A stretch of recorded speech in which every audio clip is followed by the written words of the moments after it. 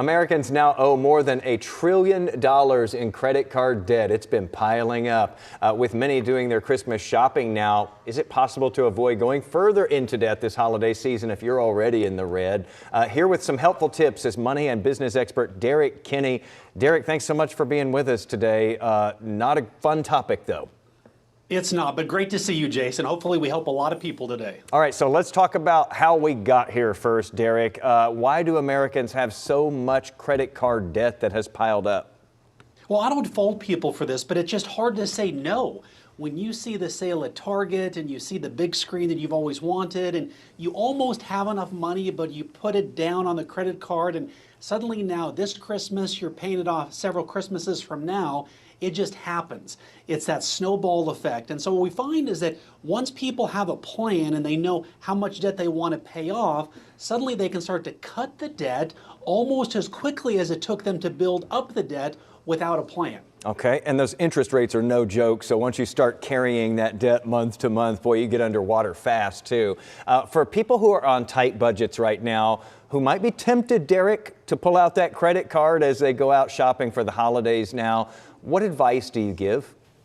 Well, listen, there's a concept right now called loud budgeting. And what I love about this is basically telling people, here's what I can afford. So much of culture, there's this embarrassment about if you can't spend big on your relatives and look like you've got a lot of money, you're less than. And what I love about this is just be honest and say, look, right now, here's my budget. What I can afford per person is this. Suddenly just those words are freeing and it lets you make a smart decision, not go into debt, but get this. People actually respect you more because you're honest and they're thinking to themselves, I wish I would have said the same thing and it's going to cost me a whole lot less than it will cost you. And you're kind of manifesting it by saying it out loud. You're reminding yourself, and you might find that other people that you're talking to will go, me too, I can't afford this either. I don't know why I'm That's pretending exactly I can. Right. So is it possible, for somebody who is already, just swimming in credit card debt, is it possible to get it paid down, especially when you're in this time of year, when people are doing so much shopping? Well, it's hard to do, but it's possible. And here's how I would suggest you do it. Obviously, make a list very specifically of who do you want to buy gifts for.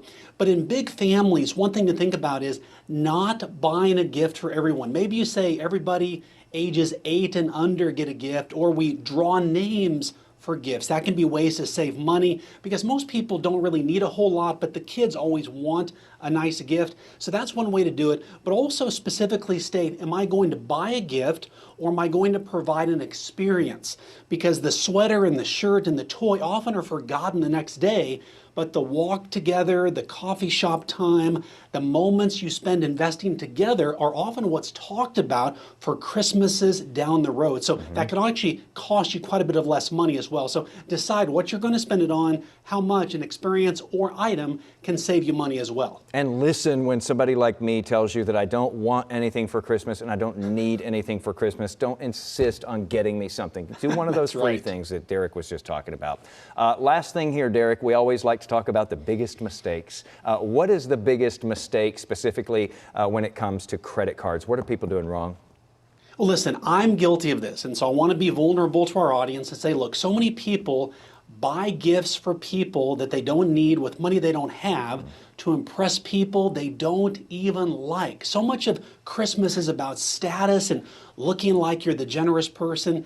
Live within your budget, state how much your budget is, and give that experience to people where it's memorable. You're going to have not only a memorable Christmas, but also look in the mirror and say, I did it.